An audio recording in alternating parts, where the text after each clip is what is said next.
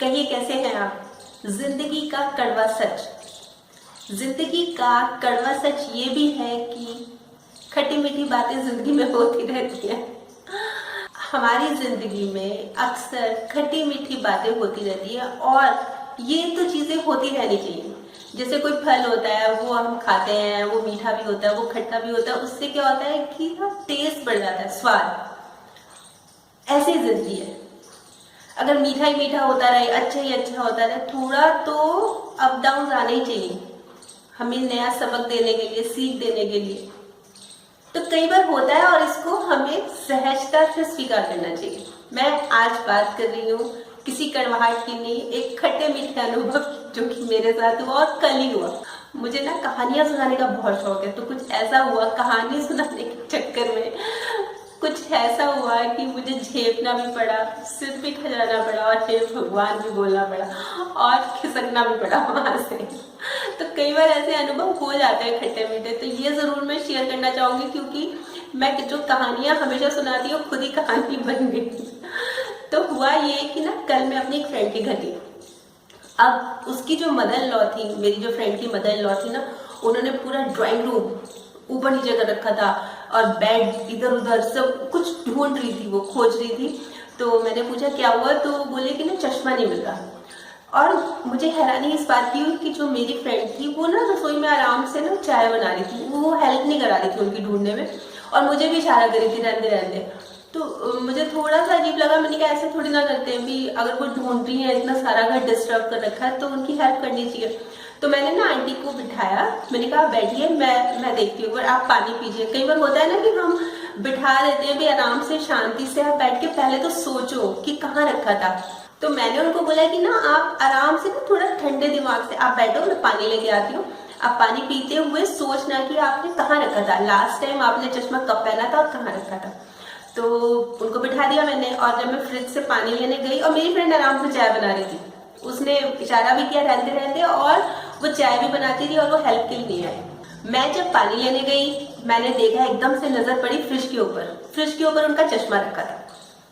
ओ मैं खुशी खुशी बोला आंटी ये रहा चश्मा आपका, आंटी ये रहा चश्मा आपका, और आंटी को पकड़ा दिया। और मैंने ये देखा कि ना मेरी फ्रेंड खुश होने की बजाय, स्माइल आने की बजाय ना मुझे गुस्से से देख रही है। मुझे फिर भी नहीं समझ आया कि वो नाराज किस लिए है, उसको गुस्सा किस लिए आ रहा है। और आंटी खुश, बहुत खुश कि अच्छा मिल गया।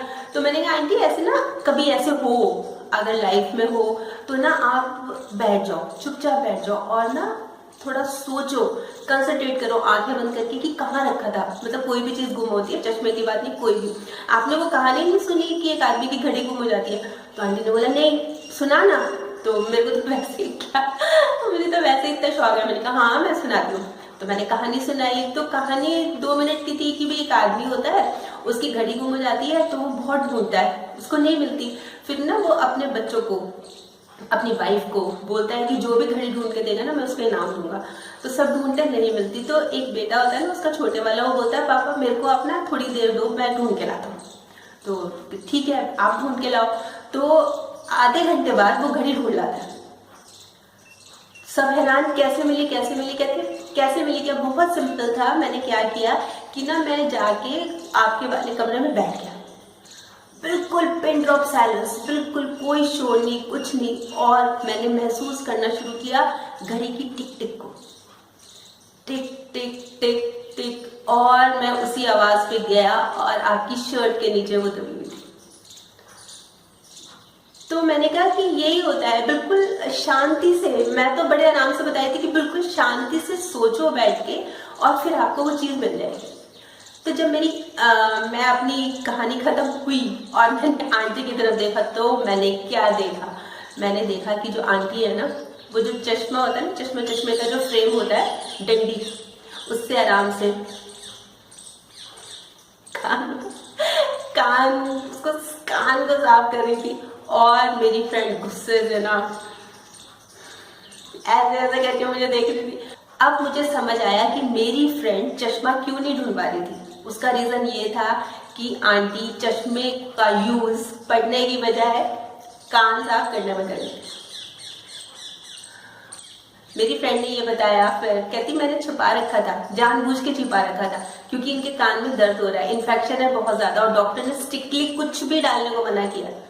और ये समझती नहीं है, ये अखबार पढ़ने के बहाने चश्मा मंगा लेती है, फिर उसकी जो डंडी होती है उससे कान को करती रहती है, कुचर कुचर करती रहती है। बाप रे, मेरा दिल तो दंगा करने लग गया कि ये क्या हो गया। तो मैं जब उठने को हुई ना, तो आंटी ने मेरा हाथ पकड़ लिया, बोले नहीं नहीं बैठ, और कहानियां सुना, बड़ा अच्छा लग रहा है। नहीं, अब नहीं, आज नहीं, आज तो मुझे कुछ काम है, और मैं चुपचाप वहां से निकली। तो ये जो मैं बता रही हूँ ना कि अच्छी कहानी सुनाई किसी का अच्छा सोचने के लिए, पर हुआ उसका उल्टा। तो कई बार हो जाता है ऐसे, खट्टे मीठे अनुभव जिंदगी में चलते रहते हैं, और हमें उसको ना सहजता से लेना चाहिए कि कोई बात नहीं। पर एक बात बहुत जरूरी है, जैसे हम बचपन में भी पढ़ा करते थे कि नाक में उंगली, कान में तिनका, मत कर मत कर मत कर, और दांत में मंजन, आंख में अंजन, नित कर नित कर नित कर। और वैसे जो संडेज होते हैं ना, संडेज को हम ये सोचते हैं कि ब्रश करना जरूरी नहीं है, पर बहुत जरूरी होता है। संडे को मंजन करना बहुत जरूरी है। छुट्टी होती है, हर एक चीज की छुट्टी होती है, पर दांत साफ करने की छुट्टी नहीं होती। तो वैसे कान में कुछ भी डालना सही नहीं है। जरूर सोचिएगा इस बारे में।